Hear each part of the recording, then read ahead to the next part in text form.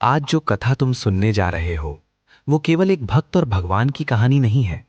ये उस भक्ति की कथा है जो नियम नहीं देखती, जो जाति नहीं पूछती, जो मंदिर की दीवारों में नहीं बंधती। ये कथा है उस दिन की जब भगवान स्वयं अपने सिंहासन से उतर आए और एक ऐसे भक्त के द्वार पर पहुंचे जिसे दुनिया ने ठुकरा दिया था।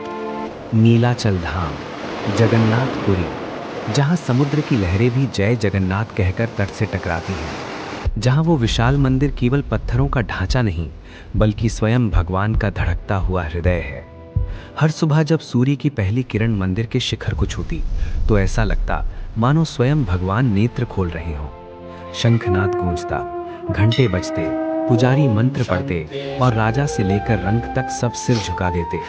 पर उसी पवित्र नगरी में एक ऐसा व्यक्ति भी था जिसे कोई नहीं देखता था, जिसे कोई छूना नहीं चाहता था, जिसे लोग अभागा कहते थे। उसका नाम था माधव। न कोई परिवार, न कोई घर, समुद्र किनारे एक टूटी हुई झोपड़ी ही उसका संसार थी। दिन भर वो लोगों के टूटे बर्तन धोता, कभी मंदिर के बाहर झाड़ू लगाता, कभी किसी की छोड़ी हुई रोटी के टुकड़े उठा लाता।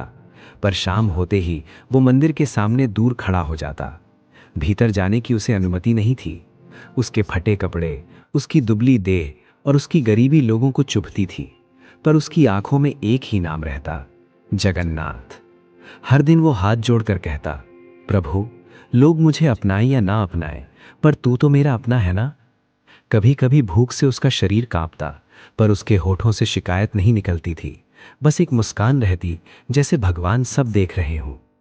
एक दिन भारी भीड़ थी, कोई बड़ा पर्व था। राजा स्वयं दर्शन को आने वाला था। मंदिर के द्वार चमकाए जा रहे थे, पुजारी नए वस्त्र पहन चुके थे। माधव कई दिनों से भूखा था। उस सुबह उसकी आंख खुली तो शरीर में ताकत नहीं थी, सिर चकरा रहा था। फिर भी उसने अपने कांपते हाथों से धरती को छुआ और मंदिर की ओर देखा। आज प्रभु के दर्शन कर लूं, बस आज। वो लड़खड़ाते कदमों से सीढ़ियों तक पहुंचा। भीड़ उसे धक्का देती हुई आगे बढ़ रही थी। उसने डरते हुए द्वार की ओर कदम बढ़ाया। तभी एक पुजारी की तेज आवाज गूंजी, अरे, ये कौन गंदा आदमी अंदर घुस रहा है। लोग मुड़कर देखने लगे। हटो यहां से, भगवान के स्थान को अपवित्र मत करो। किसी ने उसे धक्का दिया। वो सीढ़ियों से नीचे गिर पड़ा। उसके हाथ से मिट्टी उछल गई, घुटनों से खून बहने लगा। भीड़ हंसने लगी। देखो इसे, भिखारी कहीं का। भगवान अमीरों के लिए हैं, तेरे जैसे लोगों के लिए नहीं। उसके कानों में शब्द तीर की तरह चुभ रहे थे। वो उठ भी नहीं पा रहा था। आंखों से आंसू बहते रहे। धीरे धीरे वो रेंगता हुआ मंदिर से दूर एक पुराने पीपल के पेड़ के नीचे पहुंचा। वहां बैठकर उसने आकाश की ओर देखा। प्रभु, उसकी आवाज टूट गई, अगर मैं तेरे मंदिर की योग्य नहीं हूं तो क्या मैं तेरे प्रेम के भी योग्य नहीं। लोग कहते हैं तू सबका भगवान है, तो फिर मैं किसका हूं। अगर तू भी मुझे ठुकरा देगा तो मैं कहां जाऊं।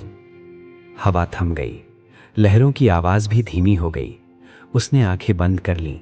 भूख, दर्द और अपमान ने उसके शरीर को तोड़ दिया। वो वहीं गिर पड़ा। उसी क्षण मंदिर के भीतर अजीब हलचल हुई।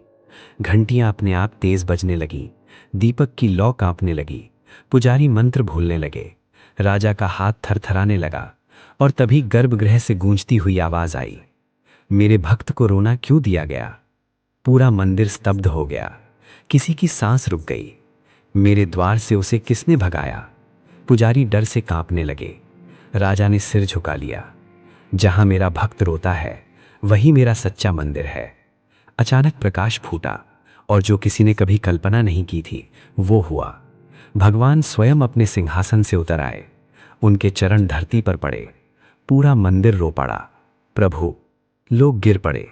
भगवान बिना किसी की ओर देखे बाहर बढ़ने लगे। भीड़ रास्ता छोड़ती गई। हवा उनके साथ चलने लगी। समुद्र की लहरें शांत हो गईं। भगवान सीधे पीपल के पेड़ तक पहुंचे। माधव बेसुध पड़ा था। उसका चेहरा पीला पड़ चुका था। भगवान ने अपने करुण हाथों से उसका सिर उठाया। माधव, उस नाम में प्रेम था, करुणा थी, ममता थी। माधव की पलकों में हलचल हुई। उसने धीरे धीरे आंखें खोली। सामने प्रकाश था। प्रभु, उसकी आवाज कांप रही थी। सच में आप? भगवान मुस्कुराए। हाँ माधव, मैं ही हूं। आंसू बह निकले। प्रभु, मैंने कभी शिकायत नहीं की, पर आज दिल टूट गया। लोग कहते हैं मैं अपवित्र हूं। भगवान ने उसका हाथ थाम लिया। जिसके हृदय में प्रेम हो वो कभी अपवित्र नहीं होता। तू मंदिर में नहीं आया माधव, पर तूने मुझे अपने हृदय में बसाया। और जहां मेरा नाम सच्चे प्रेम से लिया जाता है, मैं वहां स्वयं चला आता हूं। भगवान ने उसके माथे को छुआ। एक गर्म प्रकाश उसके शरीर में दौड़ गया। कमजोरी गायब हो गई, भूख मिट गई, घाव भर गए। उसके चेहरे पर तेज आ गया। लोग आश्चर्य से देख रहे थे। आकाश से पुष्प गिरने लगे। भगवान ने सबकी ओर देखा।